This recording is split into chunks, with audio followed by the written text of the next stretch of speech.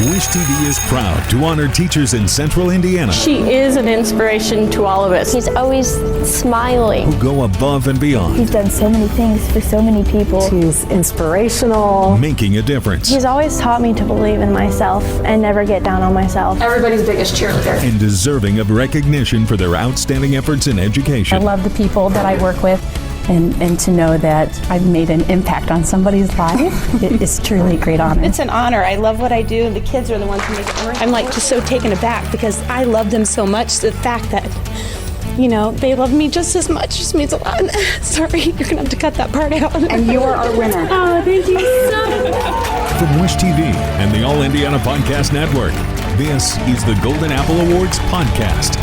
Hey everyone, Hannah Mordeau here. February's winner is Mr. Nick Bunton. He's known as Singing Mr. Nick, but his title is actually a behaviorist. Basically, he helps kids in Washington Township manage their emotions, but even he had a hard time managing his emotions when we surprised him. The Golden Apple Award comes with a trophy, a school supply shopping spree to teachers' treasures, and a surprise visit from our News 8 team. This prize, as always, goes really fast. He didn't have a lot of time to think about what he wanted to say, so I brought Singing Mr. Nick back here on the podcast.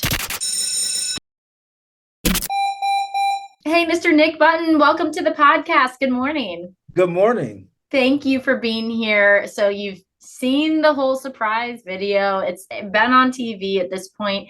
What's your reaction to all of it? It's still unreal. I still have kids coming up to me saying congratulations. So, and it's been like 2 weeks now. So it's pretty funny actually. Oh, good. So what are the kids saying when they come up to you? They're just like, we saw you on the news. Well, I act surprised. I'm like, you didn't see me on the news. I was like, I'm not on the news. They were like, you were. We saw you. we saw you there, And we watched it at school twice. I don't know why, but we did. That's so exciting. Well, I know it's a lot, and we come in and you have no warning. So I wanted to just get to know you a little bit more from your perspective. So you told me you kind of came into teaching as an accident. You went into after school program and then went into subbing. Can you tell me more about that? Yeah, like it was truly an accident. I was already at the school, and the kids knew me already, and so the principal just thought that it would just be an easy fit to start subbing. So that's just kind of how it happened. What piqued your interest of working with kids, and why is it something that you kind of found was your calling? Ooh, that's a good question. I don't know. Kids have always kind of liked me for the most part, most of them. They all can't like you, of course, but yeah, for the most part, I guess that was an accident too. They just kind of came to me. I didn't find them, they found me. I love that. Well, I think, you have, it seems like a contagious personality. I know you didn't think you always were singing, but everybody else says that, you're kind of a hummer, singer, snapper through the halls. Yeah, I didn't know it was that bad. I did not know it was that bad. And when I left my old school, there's a note on my wall from a girl at my old school that said, "Don't try not to sing at your new school." So apparently my singing is that bad. Well, we thought it was I'll tone it down. No. So we love it. But you actually educated me a lot. I had not heard of a behaviorist before this. So tell me a little bit more about the work that you do. What is a behaviorist? Is this kind of a newer role over the last few years? I'd say the last 5, maybe 6 years, it's fairly new with admin being as busy as they are, always in a meeting. It's just hard to get one of them. So just being that first responder for teachers is pretty important. What is it, the work that you do? Can you describe what day in, day out? I did my best in the story to describe it, but can you give us a little more insight about what it looks like, your role? So here at Allisonville, I'll get so we tier them tier 1 through 3. And so I normally see tier 2 kids. I know you may not know what that means, but so kids that are struggling, who are jittery in class, who just can't get it together. I'll take them on scheduled breaks. I'll push into a classroom, I'm going to sit by a kid that's doing iLearn or iRead today. So I'll just sit by them, just motivate them to do their best. I'll do lunch bunches where we just do social emotional learning. It's pretty chill. It's not the same thing every single day, which is what I like. I don't like to, be doing the same thing or behind a desk all day. So I'm pretty much moving around out at recess, lunch duty. It's a pretty chill job for the most part. Since you've started it, what have you noticed with students, how your role has helped them? I mean, so this was not a job when I was in elementary school. So I mean, I wish it was, because if I had somebody I could go to that could take me on a break, well, I didn't even get breaks. And so to get like a 5 minute movement break or just time out of the classroom just to reset, it's pretty important, especially for kids that are considered the bad kids, are, just always moving, not listening, and doing stuff that they probably shouldn't be doing. It's pretty important.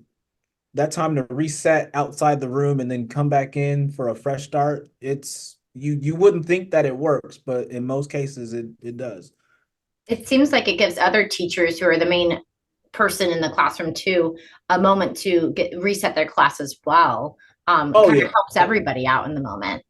Oh yeah, for sure. Teachers are people too, and so they get frustrated, and then having 25 to 27 kids in a room, and you got that one that's just a busybody. So time away from them for the teacher to reset, that's important too, for sure. This was a role that I had to learn about a lot through your story. I'd never really heard of it before. And I think a lot of people are probably learning about, the new things in schools that are helping students. This seems like a great one. Are most schools having a behaviorist, or is this something that just Washington Township is doing? I know you worked at IPS previously. So IPS was the first the first school district that I had heard of that started doing it. I couldn't tell you when it really started though, to be quite honest. But if I had to gauge, it's been about the last 5 to 6 years. And I think pretty much every school district is starting to catch on that this is something that's needed. You being in education, you probably see firsthand, we really need a lot of teachers. How do you think we as a community could better help schools and teachers and staff members as yourself?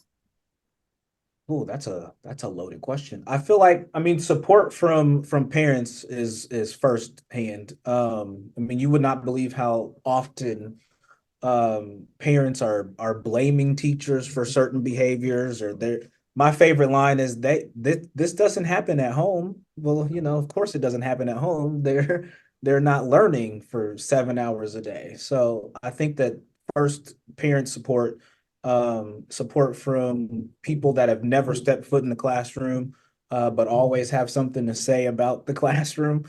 That would probably be the first step.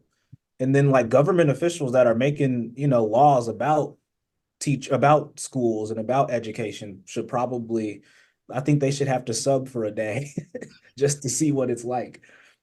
I used to work at an after school program at a YMCA. And Oh, I did you? remember thinking, it's so hard to teach and work with kids on their homework and help them through everything. It's a lot to manage. Oh, How yeah. how have you really come to grasp all of that? I don't know. I mean, I just being able to just be flexible is probably the number one thing. I started at the Y. I worked for the Y for 8 years, Okay. and there before and after school and summer camps. And so to see like to have a schedule and not like following it by a T because you can't. I mean, it's just one of those things where working with kids is you got to be flexible. You got to be able to just roll with it and think on your feet. So. Yeah, it's definitely a lot of moving parts, but being able to just be to roll with it Hmm. is important. What do the kids say to you about what you do? It sounds like everybody, from what the teachers told me, always said, "We love Mr. Nick. We love when we get to go spend time with Mr. Nick." They, I mean, for the most part, it seems like they love it, but so like I always say that my job title is not fitting because I really just try to have fun with them, just to get them to see that learning can be fun and school can be fun.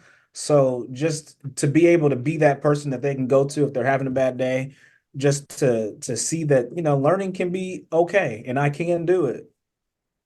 It's such an interesting thought, to show them that this can be, it's not just sit down, quote unquote, at times boring. Like this can be a fun process to learn, and that education is fun. And this is really the groundwork in elementary school to set them up for the rest of their learning lives. For sure. Yeah.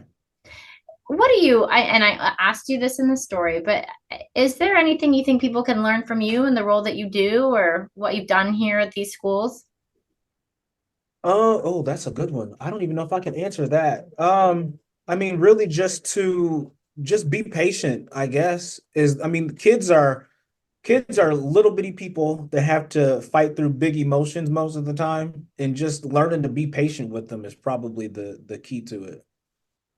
That is great advice. And you said they're itty bitty people. They're people, right? Yeah, It sounds right. like Yeah. you respect them as what they are. Right. And to think of them as people. I try to make sure like I don't like use all those like voices, like, how I worked in a preschool before, and and like to see people that have like the kid voices when they're talking to kids, like I just try to talk to them just like they're regular people. They probably like that. I feel like sometimes I'm like, hey, and you're exactly right. Like they want to be respected and talked to, even if They they're do. 6 years old. Most of them do. I'll say most of them. I have a 5-year-old, and so she's about to enter kindergarten, but I already feel that like they have their own thoughts, minds, emotions are a huge thing. Yeah. I think that your role is really interesting as honestly to help students, but to help teachers as we move forward. We really need staff in schools. Is there any words of encouragement that you'd give to other people if they're thinking about maybe getting into education or getting into a field similar to you? I mean, what would you want to let people know? I mean, you hear a lot of horror stories about education, but I think that like you can't really base your opinions or your views on whether or not you want to get into it based off of what you hear people say. So I think just experiencing it firsthand is a must, because once you get here, like you don't want to leave. Like I thought about going somewhere else to work and just not work in education at all, but like now I'm stuck, I feel like, because I don't want to leave them. So once you like form those relationships with the kids, it's hard to leave them anyway. So don't base your opinions off of what other people are saying. You came in, it seems like at an interesting time. It would have been, I guess, before the pandemic for after school programs, but your journey into education was somewhat mid-pandemic. Is that right? It was. So I was working for AYS, which was the before and after school program that I was working for. So I started at the Y, I moved to AYS, and working through the pandemic. So AYS did e-learning sites, and one of our sites was at Broad Ripple High School. And I mean, I guess you could really say it kind of started there before I even started working for IPS. But like just to see how like the struggle was real during e-learning. And then once we got back into the classroom, to see how much learning loss was there, because when we had second graders who hadn't been in school since kindergarten, and kindergarten is like the first step.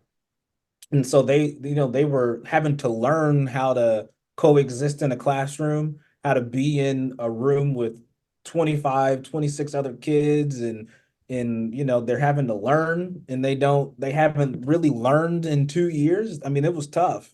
It was really tough. I mean, and then heck, 2 years after, it's still it's still pretty tough, because we got kids that, no fault of theirs, of course, but they can't read, or they don't know sight words, and they don't know basic math because of having to learn virtually. So, I mean, it's been a doozy for sure. Yeah, I think ever more an emphasis on the importance of your role. An interesting thought, and you may have not even assessed it yet, but with the kindergartners you see coming in now, are you seeing a difference compared to those that, were coming in right after the pandemic? Oh gosh, yeah. I mean, because they weren't. I mean, you think that. I mean, I guess kindergarten isn't the first step. I guess pre-K is, but like the world was shut down. There was no pre-K. And Mhm. so, they literally were not learning. Most of them weren't learning ABCs. They weren't learning their numbers. They weren't learning, I mean, pretty much anything. So then to start kindergarten, like literally starting from scratch all over again and having to, sit down for circle time and sit in Mhm. small groups. I mean, it's virtually impossible. I mean, we started the school year here at Allisonville with a handful of kindergartners that just were on the struggle bus up until November. So Mhm. almost what, 4 or 5 months into school, and they're still not getting it. So we had to put them on half days, and we had so many people inside the classroom supporting, and I mean, it's, using all the resources possible to make sure that they're successful. It sounds like your role is even more important now than ever. I But would say so for sure. And not just like you said, not just for kids, but for teachers as well. Just to be able to just to go into a room and see like so and so struggling. Let me pull them and Mhm. get 3 or 4 kids and just do like a small group outside the room is like it goes a long way for sure. And you can tell teachers are definitely supportive of it. They want the best for their students, of course. And sometimes resources aren't available. And so just taking them outside the room, working one-on-one is really all it takes for them to just get it. I found even with my 5-year-old, sometimes they just need a moment of attention. Oh yeah. And And then, I get so many of them that's really all they want. They just want someone to sit next to them. Like mhm, they know how to do it. They just mhm, want someone to see them doing it. They just need mhm. that motivation to get it done. A little affirmation goes a long way. Oh You yeah. who walk through the hallways and you can tell you're beloved. All the kids are like, "Hey, Mr. Nick," and like high fiving, I don't know. hugging. I think the cameras helped that though. No, I think they were like, "Why is that camera there?" But you could tell it was the genuine love. Um, Explain to me a little bit the joy that you feel as you walk through and you're seeing those kids and getting those greetings. And I would imagine it makes all of the hard days worth it. Oh yeah, that's the part that, like I said, so when you came, it's so funny because like I'll do car rider line duty, and like I mean, school starts we start letting them in the building at 7:20 in the morning, and so most of them are literally still not awake yet, and so I'll say good morning, like happy Monday, or make good choices today, and I get nothing in return. And then 7:45, when I come and take my coat off and go make my rounds in the building, like they're totally different people at that point. They want to hug and they want to say good morning and have a full-blown conversation. So I think that just seeing somebody just positive in the building is just helpful for them. Even the ones that I don't work with closely, just seeing somebody in the hall just to say good morning and to greet them in the morning is important. Everybody mentioned that you said the happy Monday, happy Tuesday is kind Oh of yeah, your I gotta mark. start the day like that. Got to start the day on a happy note, and I love that. And I think even just seeing stories like yours, it gives that same encouragement and positive vibes to the community. Yeah, I mean, I try to be positive. Some people think that I'm too positive, but I'm like, I don't think that there's a such thing. I don't think there's a such thing, especially working in schools. There's no such thing. I totally agree. Stay positive. Before we go, is there anything else you want to add? No, I mean the story was great. Y'all made me sound real good. Y'all made me look good. It was the singing for me. I loved it though. We loved the singing, and I know you were like, I don't even sing. I don't know what to sing. But I you, swear, if when they you didn't say forgot it, we I were swear I following wouldn't have thought it you, was that bad. when you forgot we were following you, we caught some really great singing and humming moments. I know, yeah, I forgot the microphone was even on me. And I was like, oh gosh. Like, so, and then all the kindergartners, they call me cousin. And so I didn't even know y'all caught that until I saw it air. Hey, we wanted to catch the genuine you. So Yeah, thank you. you did. Thank you for being you and for letting us tell your story and for talking today. Well, thank you. I appreciate it. He definitely has a bright future ahead of him. From Wish TV, I'm Hannah Mordeau. We're going to continue honoring teachers here in Central Indiana who go above and beyond to make a difference in children's lives. So if you know a teacher who deserves recognition, please nominate them for the Golden Apple Award. It is so easy to do. You can send in a detailed nomination right now at wishtv.com/Golden Apple and listen for the next winner right here on the All Indiana Podcast Network. The Wish TV Golden Apple Awards podcast. Nominate a teacher and learn more at wishtv.com now. Be sure to follow and subscribe to this podcast and discover even more great podcasts now on the All Indiana Podcast Network at allindianapodcastnetwork.com.